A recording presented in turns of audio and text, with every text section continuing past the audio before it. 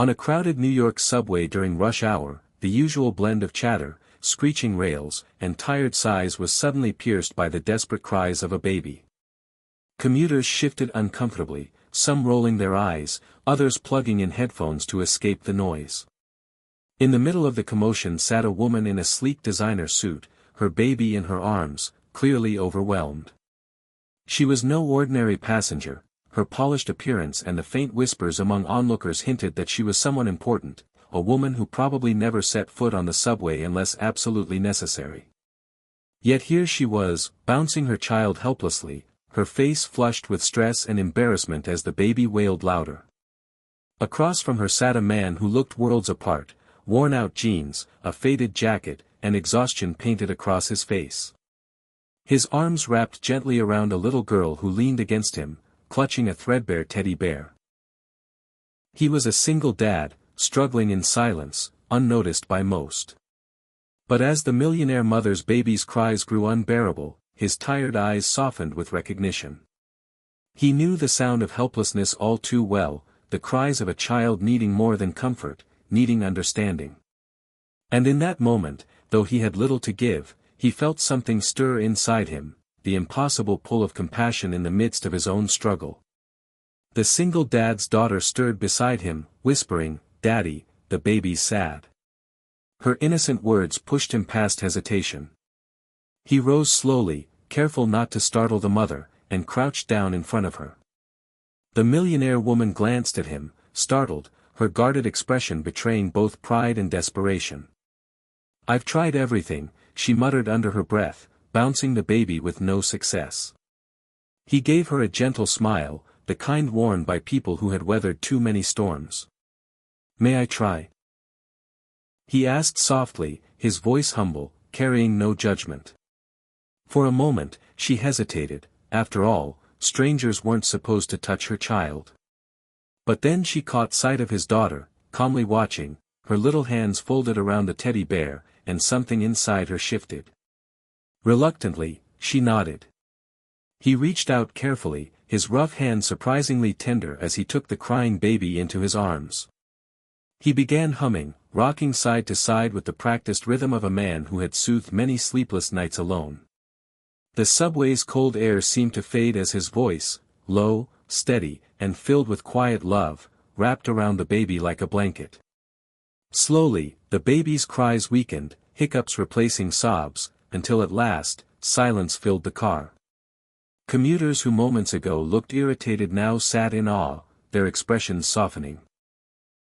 The millionaire mother stared, tears forming in her eyes, unable to comprehend how a stranger with nothing could offer her child the one thing she couldn't in that moment, peace. For the first time in what felt like an eternity, the millionaire woman exhaled, her shoulders dropping as though a great weight had been lifted. She watched the stranger cradle her child with the kind of gentleness that money could never buy, a tenderness born not from privilege but from struggle. Her eyes scanned him more closely now, his worn shoes, his tired but steady gaze, the way his daughter leaned against him with absolute trust. He was clearly a man who had faced hardship, yet he carried himself with quiet strength. "How did you do that?" she whispered, her voice trembling with both gratitude and disbelief. He shrugged, never breaking his gentle rocking motion. "When you've raised a baby alone, you learn to listen to cries differently. Each one has a meaning. This one was just needing comfort." His words struck her deeper than she expected, brushing against something raw inside her. She realized that while she had built empires and earned respect in boardrooms, she had never truly faced parenthood alone. There were always nannies, nurses, and assistants, until today, when none had been there. For the first time, she felt what it was like to be completely powerless in front of her child's needs. A lump formed in her throat, not just from relief, but from the humbling realization that this stranger, this struggling single dad, had given her something all her money couldn't, a moment of pure humanity. Around them, the subway car seemed quieter, passengers sneaking glances, their eyes softened with admiration and silent respect. As the train rattled through the tunnels, the woman couldn't take her eyes off the man holding her baby. Something about the scene felt surreal. This tired, Ordinary father soothing her child more effectively than she ever could.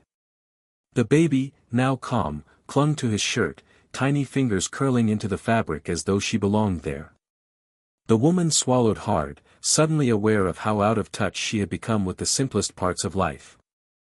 She had built her fortune by controlling every variable, but here was proof that life's most important things couldn't be managed or purchased, they had to be felt.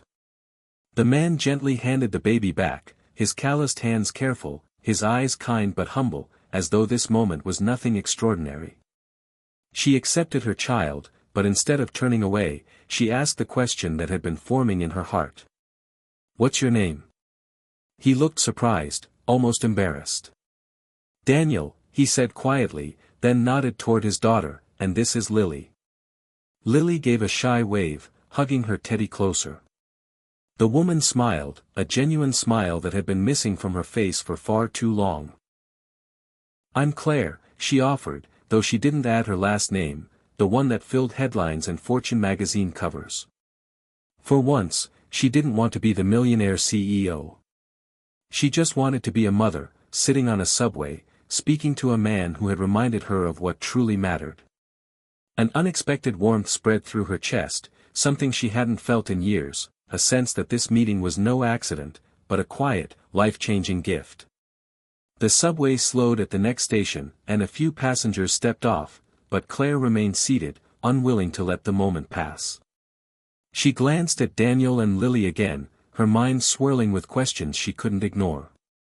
His clothes were worn, his eyes lined with exhaustion, yet there was dignity in the way he carried himself. She noticed how carefully he tucked a loose strand of hair behind Lily's ear, how his hand lingered protectively on her small shoulder. "You're a good father," Claire said softly, her voice breaking the hum of the train. Daniel gave a modest smile, shaking his head. "I'm just trying," he replied, his tone laced with honesty and fatigue. "It's not easy. Some nights I don't know how I'll manage.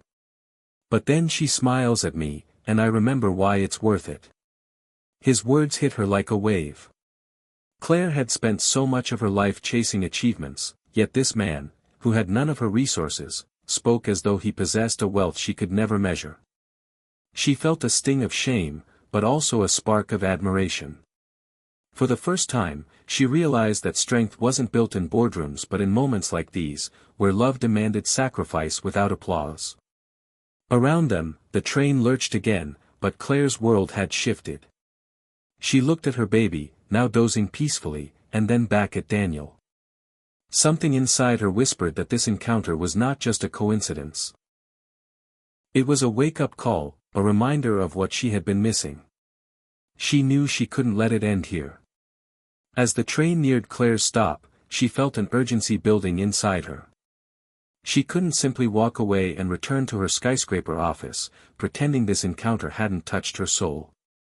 Looking at Daniel and Lily, she saw resilience wrapped in humility, and she knew she wanted to do something real. "Daniel," she said gently, "I don't usually do this, but, would you let me help you?" He blinked in surprise, clearly uncomfortable. "Help me? You don't owe me anything," he replied firmly, almost defensively. Claire's lips curved into a knowing smile. "I don't owe you," she admitted, glancing down at her peacefully sleeping baby. "But I owe it to her, to learn from people like you. Today, you gave me something priceless." Daniel's expression softened, though skepticism lingered. She pulled a sleek card from her purse, slipping it into his hand. "I run a company that helps people rebuild their lives. If you ever need a door opened, for work, for Lily's future, call me." He stared at the card, then at her, realizing who she was. But before he could protest, the train screeched to a halt. Claire stood, adjusting her baby, and gave him one last look, grateful, sincere, almost reverent. "Thank you," she whispered. And with that, she stepped off. Daniel sat stunned, the card heavy in his hand, Lily leaning on his arm. For the first time in a long while, hope flickered brightly in his heart. He hadn't just calmed a baby that day, he had unknowingly awakened a woman's humanity. And together, In that fleeting subway moment, they proved that kindness could bridge even the widest worlds.